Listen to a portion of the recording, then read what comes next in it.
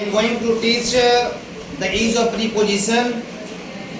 Preposition में हम लोगों ने पहले भी कुछ पॉइंट को पढ़ लिया था, कुछ प्रीपोजिशन को पढ़ लिया था, लेकिन आज हम लोग और प्रीपोजिशन को पढ़ने के लिए जा रहे हैं, जिससे पहला में रहा अप एंड डाउन। ऐसे आप लोग जानते भी हैं कि अप और डाउन क्या होता है। अप मीन्स होता है हाई, हायर या हायर लेवल, उच्चतम स्थिति को जानकारी प्राप्त करने के लिए, सबसे ऊंचे पोजीशन की जानकारी प्राप्त करने के लिए हम यूज ऑफ का प्रयोग करते हैं। लेकिन वही जो डाउन होता है, डाउन मीन्स होता है लो लेवल, नीचे की स्थिति को बताने के अर्थ में, नीचे की पोजीशन बताने के अर्थ में हम डाउन का प्रयोग करते हैं। अप का अर्थ होता है उच्चतर स्थिति को बताना, डाउन का अर्थ होता है नीचे लेवल की स्थिति को प्राप्त करने में हम यूज ऑफ अप और डाउन का प्रयोग करते हैं। जैसे आपको यहाँ पर एग्जांपल लिखा हुआ है, he climbed up a tree, he climbed up a tree, वो पेड़ पर चढ़ गया। कहाँ चढ़ गया? पेड़ पर चढ़ गया। ऊपर चढ़ने की स्थिति में जो प्रीपोजिशन का हमने प्रयोग किया वो अप आया। अप का स्थिति होता है कि ऊपर की ओर जाना, higher level, higher position, higher degree, higher level. Level के अर्थ में बताने का जहां संसर्ग होता है वहां पर अप प्रीपोजिशन का प्रयोग किया जाता है। सेकंड है कि he is unable to climb down the tree, वो पेड़ पर चढ़ने में असमर्थ है। वो पेड़ पर चढ़ने में क्या है?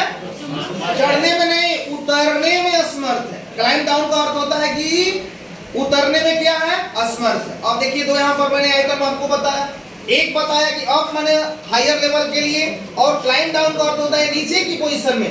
तो he is unable to climb down the tree, वो पेड़ से नीचे उतरने में असमर्थ है। तो नीचे की स्थिति में जब उसकी असमर्थता जाहिर होती है, नीचे आने में जब असमर्थता का पोजीशन होता है, तो वहां पर यूज ऑफ डाउन का प्रयोग करते हैं। और जहां क्लाइंब अप, जहां चढ़ने की स्थिति होती है, ऊपर की स्थिति बताने के अर्थ में अप प्रीपोजिशन का प्रयोग किया जाता है।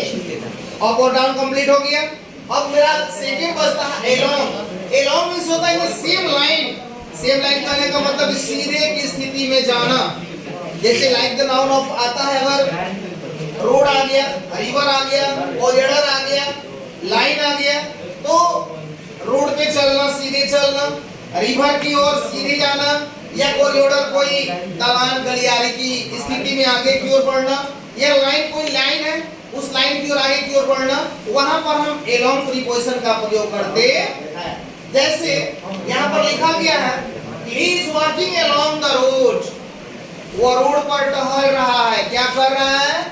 वॉकिंग along the road, वो रोड पर टहल रहा है, यानी रोड पे सीधे की ओर जा रहा है। कहाँ जा रहा है? सीधे। तो जहाँ सीधे की स्थिति को भाव बताना होता है, जहाँ सीधे जाने का अर्थ होता है, वहां पर प्रीपोजिशन एलोंग का प्रयोग किया जाता है। हमेशा ध्यान देना, सीधे जाने की स्थिति एलोंग, ऊपर बताने का अर्थ अप, नीचे का लेवल बताना डाउन। इसके बाद में अगला मेरा प्रीपोजिशन है अक्रॉस।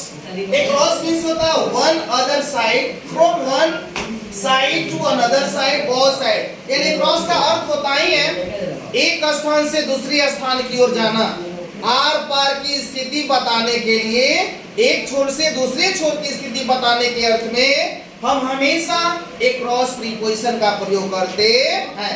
एक जगह से दूसरे जगह की ओर जाना, आर पार की स्थिति को बताने के अर्थ में वहां पर एक क्रॉस का यूज करते हैं। जैसे यहाँ पर लिखा गया है he lives across the river, वह है नदी के उस पार रहता है। वह कहाँ रहता है?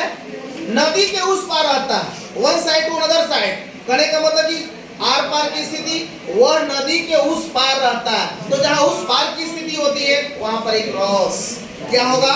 एक क्रॉस। जैसे है कि there is a bridge across the river, इस नदी को पार करने के लिए एक पुल है। इस नदी को आर पार करने के लिए क्या है? एक पुल है। तो वहां पर जो ब्रिज है आर पार की स्थिति बता रहा, तो जहां आर पार की स्थिति हो गई वहां पर हमेशा प्रीपोजिशन एक क्रॉस का यूज किया जाता है। एक क्रॉस का अर्थ ही होता है, मीन्स ही होता है one side to another side. यानी बहुत साइड दोनों की स्थिति आर पार की जहां आ गई वहां पर हमेशा एक क्रॉस प्रीपोजिशन का प्रयोग किया जाता है। इसके बाद में अगेंस्ट हो गया। अगेंस्ट मतलब अपोजिट या प्रेसिंग ऑन। अगेंस्ट का मतलब होता है विरुद्धात्मक, उल्टा स्थिति। जहां विरुद्धात्मक की बात आती है वहां पर अगेंस्ट प्रीपोजिशन का प्रयोग किया जाता है। जैसे यहां पर लिखा हुआ है one should not go against the law. हम लोगों को कभी नियम का विरुद्ध नहीं होना चाहिए।